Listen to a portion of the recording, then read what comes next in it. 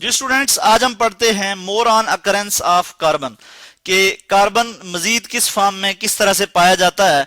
तो previous video में हमने बात की थी कि जो कोल है, कोल जो है वो क्या है कि प्लांट्स के जो डेड रिमेन्स हैं वो जमीन के नीचे चले गए और उसके बाद वो डिके हुए और वो मजीद केमिकल रिएक्शन और बैक्टीरियल डिके की वजह से वो कोल में कन्वर्ट हो गए। ठीक है, तो वो कैसे हुआ कि वुड जो है वो कन्वर्ट हो गई जी पीट में, यानी बैक्टीरियल डिके की वजह से, ब्रेकडाउन की वजह से, बैक्टीरियल ब्रेकडाउन की वजह से और केमिकल रिएक्शन की वजह से वुड जो है वो पीट में कन्वर्ट हो गई। पीट जो है वो आगे लिग्नाइट में कन्वर्ट हो गई। अच्छा, इसमें हम देख लें कि वुड में 50% कार्बन कंटेंट है, पीट में 59.9% कार्बन कंटेंट है। इसी तरह जो लिग्नाइट में कन्वर्ट हुई पीट से लिग्नाइट में, उसमें 61 पॉइंट यानी लिग्नाइट में 61.8% कार्बन कंटेंट है और लिग्नाइट से आगे मजीद प्रेशर की वजह से बाइटुमेन में कन्वर्ट हो गई जिसमें 78.7% जो कार्बन कंटेंट है और बाइटुमेन से एंथ्रासाइट में जिसमें 91.0% जो है ये कार्बन कंटेंट मौजूद है। अब वुड जब बर्न होगी तो उसकी वजह से कितनी एनर्जी प्रोड्यूस होगी ये हम आपको बता दें कि 19,800 किलो जौल, ये मैं लिख लेता हूं, किलो जौल पर किलोग्राम। ठीक है जी, यानी कि 1 किलोग्राम में वुड, अगर 1 किलोग्राम वुड बर्न होगी तो 19,800 किलो जौल पर किलोग्राम एनर्जी रिलीज होगी।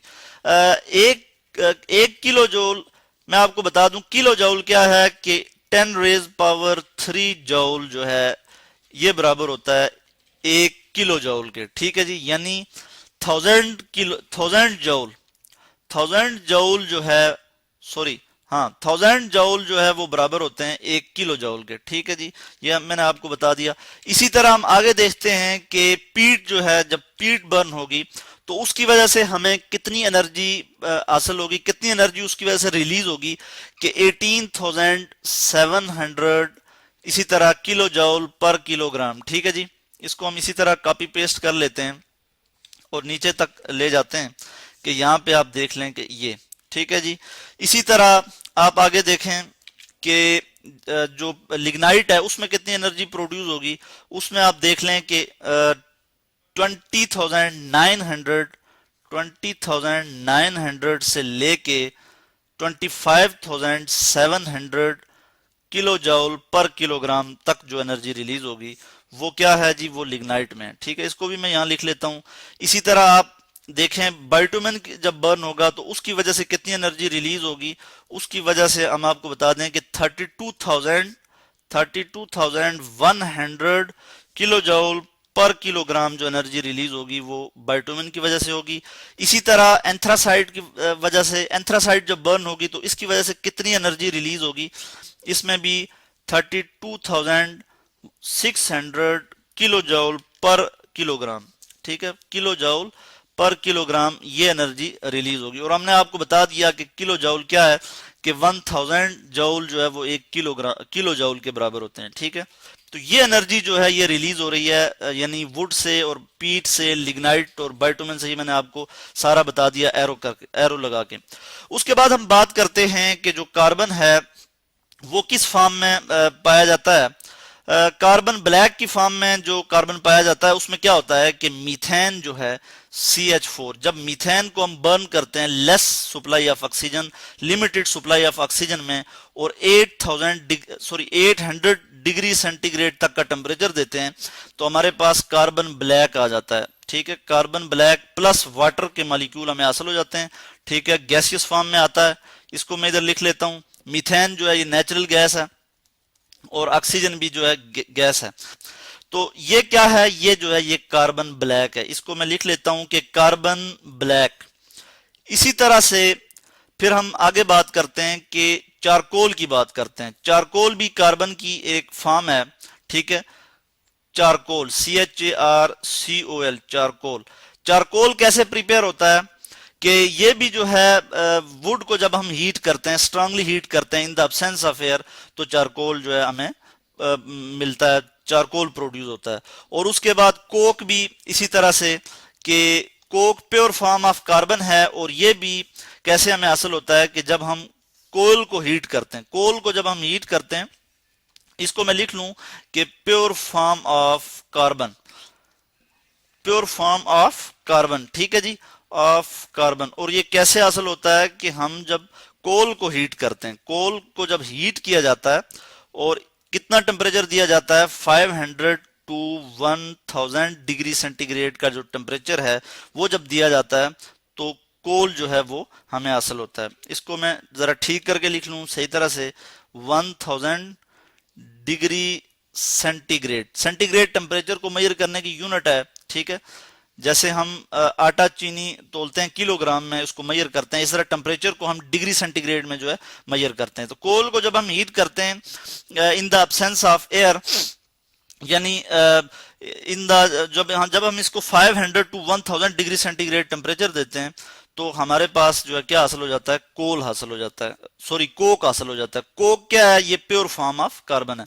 इसी तरह हम देखते हैं कि कार्बन जो है वो कंबाइंड स्टेट में पाया जाता है। ये जो नेचुरल गैस और पेट्रोलियम है, नेचुरल गैस जैसे हमने बात की ऊपर के मीथेन की, ठीक है, और पेट्रोलियम की जो मसनूआत हैं जैसे पेट्रोल डीजल वगैरह जो हम देखते हैं, ठीक है, ये जो हाइड्रोकार्बन होते हैं यानी कार्बन और हाइड्रोजन कंपाउंड्स होते हैं, इनमें भी जो है ये जो है कार्बन जो है कंबाइंड स्टेट में पाया जाता है, साथ उसके हाइड्रोजन मौजूद होता है।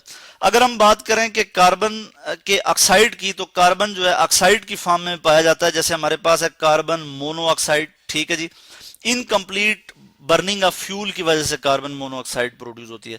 कार के इंजन में इनकम्प्लीट बर्निंग होती है, जो पेट्रोलियम जो फ्यूल है, ठीक है, जो फ्यूल है उसकी वजह से, उसकी जब इनकम्प्लीट बर्निंग होती है तो उसकी वजह से कार्बन मोनोऑक्साइड प्रोड्यूस होती है, ठीक है। और कार्बन डाइऑक्साइड CO2 ये भी कार्बन के ऑक्साइड हैं। जब किसी भी एलिमेंट के साथ एटलीस्ट एक ऑक्सीजन मौजूद हो तो उसे हम कहते हैं कि ऑक्साइड हैं, ठीक है। तो कार्बन के दो ऑक्साइड हैं, कार्बन मोनोऑक्साइड और कार्बन डाइऑक्साइड। ये दो आप देख सकते हैं कि जो कि हमारी फजा में हैं, यानी हमारी एटमॉस्फेयर में होते हैं, पाए जाते हैं, ठीक है।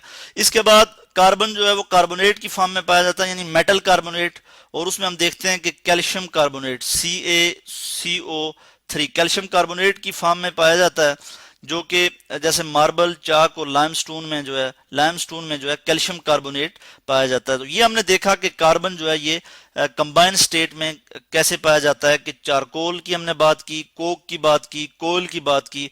इसी तरह हमने कहा कि जी कार्बन ऑक्साइड की फॉर्म में कार्बन मोनोऑक्साइड है, कार्बन डाइऑक्साइड की फॉर्म में पाया जाता है, और कैल्शियम कार्बोनेट जो है ये मेटल कार्बोनेट हम कहते हैं, ठीक है। कैल्शियम क्या है कि ये मेटल है, और कार्बोनेट, ठीक है जी, तो कार्बन जो है वो कार्बोनेट की फॉर्म में भी पाया जाता है, जैसा कि आप मार्बल में देखते हैं और चाक और लाइमस्टोन में देखते हैं। इसी तरह क्रिस्टलाइन फॉर्म में कार्बन यानी फ्री स्टेट में कार्बन जो पाया जाता है, उसमें नंबर 1 क्रिस्टलाइन फॉर्म की हम बात करेंगे। क्रिस्टलाइन फॉर्म में कार्बन की 3 फॉर्म है और उनको हम एलोट्रॉपिक फॉर्म भी कहते हैं।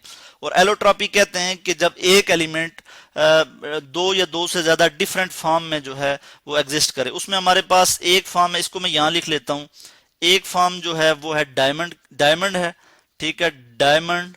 उसके बाद दूसरी फॉर्म जो है वो हमारे पास है जी ग्रेफाइट, GRAPHIT, इसको हम आगे नेक्स्ट डिटेल में स्टडी करेंगे। उसके बाद है हमारे पास बक्की बाल, और उसके बाद जो है हम देखेंगे कि ये क्रिस्टलाइन फॉर्म है, ठीक है, और ये कार्बन की फ्री स्टेट्स हैं, यानी सिर्फ इसमें प्योर कार्बन ही होता है। इसी तरह हम देखते हैं कि कार्बन जो है वो एमॉर्फस फॉर्म में भी पाया जाता है, एमॉर्फस फॉर्म, ठीक है जी। और उसमें मैं आपको बता दूं, इसको मैं लिख लूं एमॉर्फस फॉर्म में वो कौन सी स्टेट्स हैं वो भी मैं आपको यहां बता देता हूं वन बाय वन। उसमें जी नंबर 1 हमारे पास है जी लैंप ब्लैक, ठीक है जी। उसके बाद मैं आपको बता दूं कि जो सेकंड जो है वो क्या है कि वुड चारकोल, ठीक है जी। उसके बाद जो है कोल है, फिर हमारे पास गैस कार्बन है और एनिमल चारकोल, ये कार्बन की एमॉर्फस फॉर्म है। एमॉर्फस कहते हैं कि ऐसे सब्सटेंस जिनकी कोई प्रॉपर शेप ना हो, ठीक है जी। तो एमॉर्फस फॉर्म में कार्बन इन 1 2 3 4 5 इन 5 स्टेट्स में पाया जाता है, इन 5 फॉर्म में पाया जाता है जी।